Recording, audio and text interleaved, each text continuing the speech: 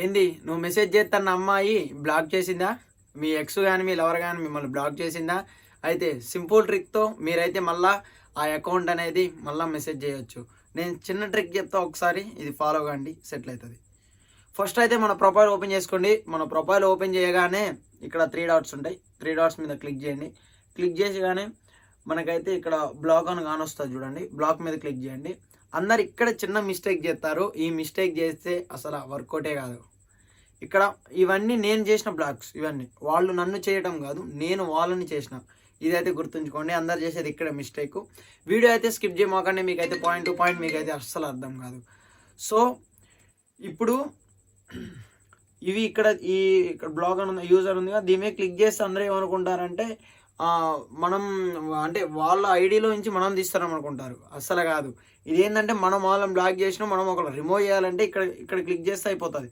ఇదంతా మనం బ్లాక్ చేసిన వాళ్ళు. ఇది నా అకౌంట్ అంటే నేను బ్లాక్ చేసిన వాళ్ళు వీళ్ళంతా. మీరందరూ ఏమనుకుంటారు, ఇక్కడ నుంచి తీగానే అయిపోతుంది, ఇంకేముంది నేను మెసేజ్ చేయొచ్చు అనుకుంటారు. అస్సలు అంటే అస్సలు కుదరదు. సో ఇంకోటి ఏంటంటే దీంట్లోనే ఇంకో ట్రిక్ ఉంటుంది. మిమ్మల్ని బ్లాక్ చేసిన వాళ్ళు ఎవరో కూడా చూడొచ్చు. ఇక్కడ ఇది ఉంటుంది, ఇక్కడ ఇది ఉంటుంది. దీని మీద క్లిక్ చేస్తే ఇక్కడ ఎవరు మిమ్మల్ని బ్లాక్ చేశారు అనేసి ఉంటుంది.